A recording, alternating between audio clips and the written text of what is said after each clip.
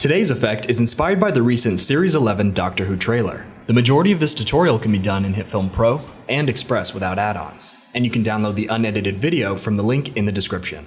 Let's start by making a new composite shot and calling it Energy Texture. Create a new plane as well, and drop the fractal noise effect onto it. In the Controls panel, drop down the settings and change the type to Energy. I'll make the noise move around by activating keyframes for the seed property, moving my playhead to the end of the timeline and changing that number. Decrease the scale a bit in the Transform dropdown. I'll add a few white specks to break up the energy noise. Duplicate the first fractal noise layer and open the preset dropdown. Select Starfield. In the Appearance section, set the blend to screen. I'll give it some movement by coming into the Transform properties and keyframing the scale. This will make the specks grow outwards over time. You can also choose to have them rotate if you wish. Now that we've got the texture sorted, let's make it look a bit less uniform. Drop the Spherical Warp effect onto the plane. Bring the amount down to -100. The placement of the center for this effect depends on where you want it to come from in your scene. In my clip, Ollie is slightly more on the right side of the screen, so I'll put it there. If you want this warp to be more obvious, duplicate the effect to increase the intensity. We'll be adding Chromatic Aberration to this fractal design to give it extra color and interest. This next step isn't always necessary when compositing, but it features noticeably in the actual trailer. Drop on the Levels Histogram effect. I'll rename it and put the word red in front of this layer's title. In the Controls panel, change the channel to green and drop down the output white to remove the green color from the layer. Do the same with the blue channel. This leaves us with red. Duplicate the fractal layer and replace the word red with green.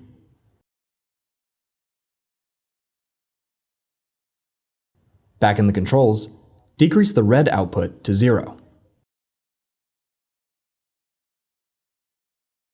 Raise the green output back up to 1. We have our green layer. Duplicate the layer once more for the blue channel.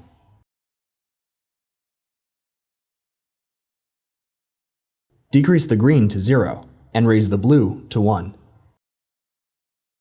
You should now have a red, green, and blue layer for each fractal pattern. Highlight all of the layers, right-click, and set the blend to lighten.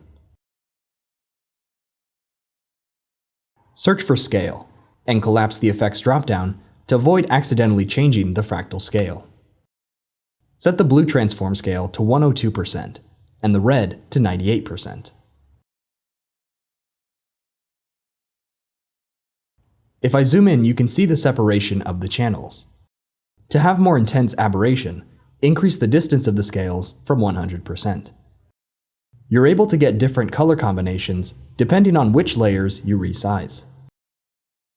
We do have a border now around the edges. To fix this, I'll create a new grade layer and add the shake effect.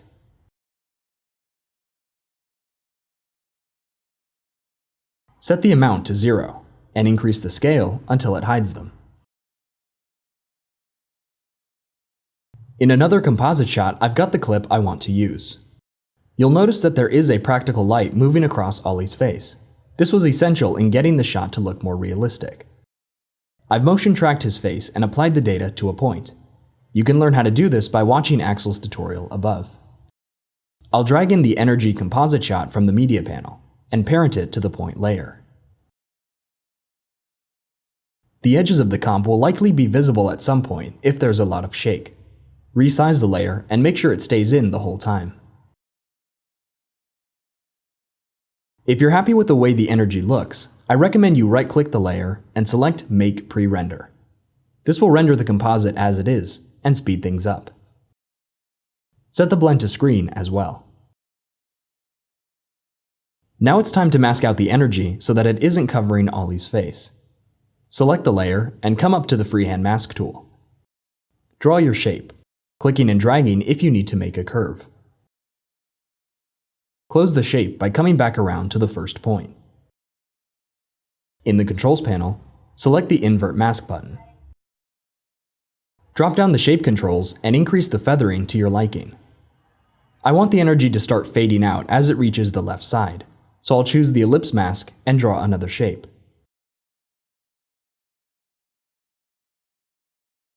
This time, set the blend to subtract, and again raise the feathering.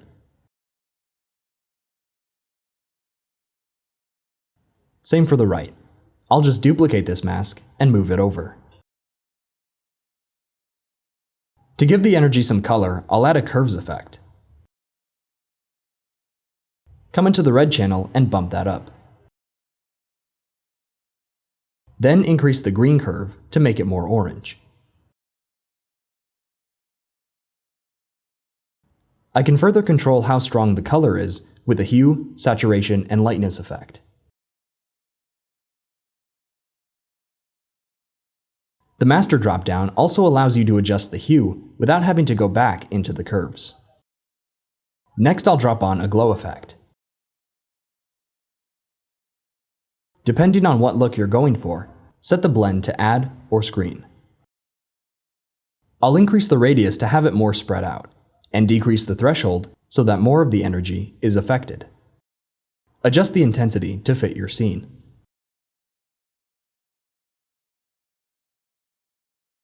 The anamorphic lens flare effect is great for adding extra light and flashes. This requires the VFX lighting pack for Express. Decrease the threshold to have more of the scene be affected. You can set the flares to be horizontal or vertical by changing the orientation. If you're interested in another Doctor Who tutorial, check out the video on screen. Leave any questions down below, and don't forget to subscribe.